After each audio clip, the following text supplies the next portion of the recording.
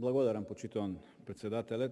Во контекст на ова што го рековте, во месец март 2022 ние разговараме за завршна сметка на буџетот, во време кога треба да зборуваме зошто, односно од кои причини власта не сака да ги прифати понудените решенија за спас на стопанството и на граѓаните. Но ефикасноста и неефективноста на ова собрание е пресликана и на владата, која исто како и во 2020 година, така и денеска доцни и наместо да го олеснува животот на граѓаните, таа го усложнува и го отежнува. Дополнително, власта се однесува како сега да се буди од зимски сон и како да ги има преспиено овие 5 години. Во 2020 година, тоа е годината кога власта на СДСМ и ДУИ правеа масовна хистерија помеѓу граѓаните, кога за исклучиво партиски и коруптивни потреби председателот на државата си прогласи 5 вонредни состојби, од кои само првата беше уставна. 2020 година е годината кога преку уредбите со законска сила парите на граѓаните, наместо да се трошат на сузбивање на кризата и последиците од ковид, се трошеа на непродуктивни трошоци и предизборен легален подкуп, преку така наречените картички за помош на граѓаните, а во услови на воредна состојба, ќе ве потсетам, владата делеше и ваучери за годишен одмор. Од Ина Заев, Шекеринска и Филипче, поважна им беше перцепцијата дека владата се грижи и нешто работи, а помалку важно беше благовременото и квалитетно, односно ефикасно преземање на мерки за борбата со ковид. Наместо тоа имавме целосна забеганост, раскалашеност и неодговорност на власта, која кризата со ковид, повторувам, ја искористија само за лично богатење и билдање на партиски рейтинг со народни пари.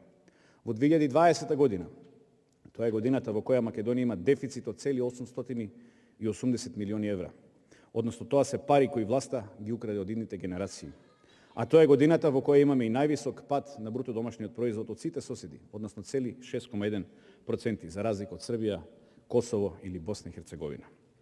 Според програмската класификација на буџетот во 2020 година, највеќе загрижува фактот што програмата Г, односно јакнење на владењето на правото, се реализира само со 52%, што укажува дека државата е најмалку посветена на овој исклучително важен дел. Зошто во 2020 година, а состојбата не е ништо подобра ниту минатата година, ниту оваа година, имаме слаба реализација во делот на владењето на правото? За да може во 2020 година Филипче и Заев да крадат на вакцини преку фантом фирмата во Хонг Конг, а Кочо Анѓушев да гради монтажни болници од сомнителен материјал, кои се покажаа како фатални за 15 наши граѓани, случај за кој цели 6 месеци после настанот се уште немаме одговор што се случило. Толку дрско се крадеше, што се крадеше и на набавките на маски, се крадеше на производите за дезинфекција и така натаму. И токму затоа сме меѓу последните држави по корупција, односно веќе и по најновата класификација сме во топ 3 во Европа и повторно сме во друштво на Танзанија и на Етиопија. Почитувани пратеници, слабото рангирање е токму поради слабата борба за правдата, односно слабата реализација на програмата јакнење и владење на правото, повторувам, од само 52%. Неодделувањето на соодветни финансии за владењето на правото, како и неинвестирањето во капитални проекти, е тоа што ја држи Македонија на дното од цивилизацијскиот развој.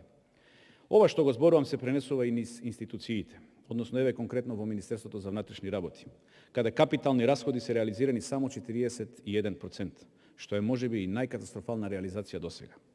Истото може да се забележи на програмата јакнење на владењето на правото, која е реализирана само со 68%.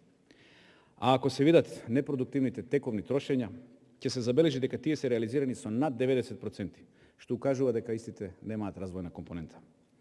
Лекцијата во МВР не ја научија и за жал, истата ја пренесува и се гледа и на расходната страна и се забележува и во 2021 година, за првите 6 месеци, каде најслаба реализација има капиталната страна на расходите од само 14%, за сметка на тековните расходи кои се реализираат со над 40%, значи зборувам за 6 месеци. Или погледнете во Министерството за одбрана, институција која се уште не сваќаме како треба да биде третирана од државата и за чија вредност ретко кој од власта се грижи.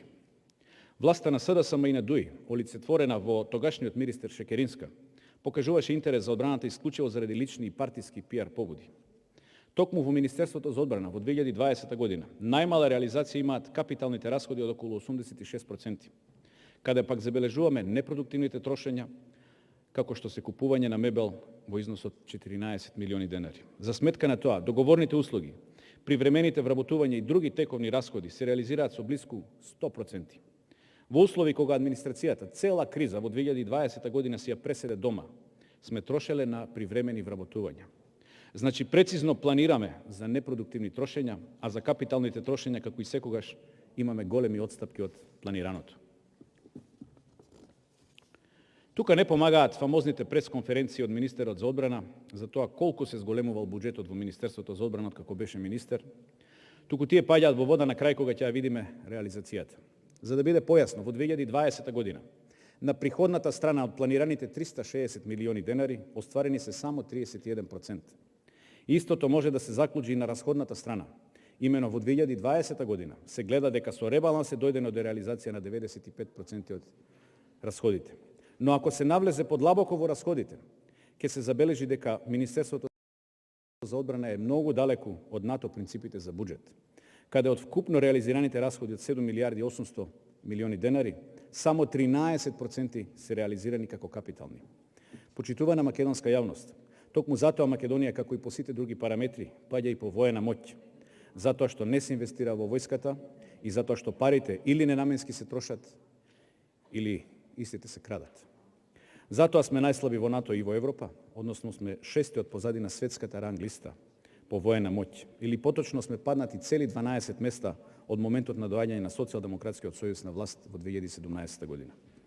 За мене е несватливо во 21. век во земја членка на НАТО војниците да немаат парно грејење или вода за пиење на местата каде изведуваат активности, само поради неинвестирање или ненаменско трошење на средствата за кои денеска разговараме.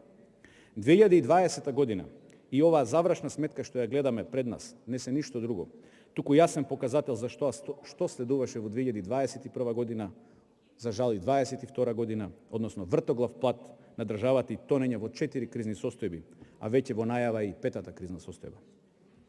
Токму затоа, колеги од парламентарното мнозинство, како народни избраници е потребно да и погледнете на вистината во очи и заеднички да побараме отчет од владата каде се потрошени милиардите евра со кои ја задолжи државата, од кои во 2020 година само 300 милиони отидоа како помош на стопанството и граѓаните преку разните сетови на мерки, а останатите магично исчезнаа во провизии и тендери во 4 очи. Македонците, албанците, турците, србите, ромите и сите останати знаат во каква состојба е државата. Народот секојдневно ги чувствува последиците од неодговорното и криминогенно однесување на власта кон локалните, но и кон глобалните проблеми на кои не сме имуни.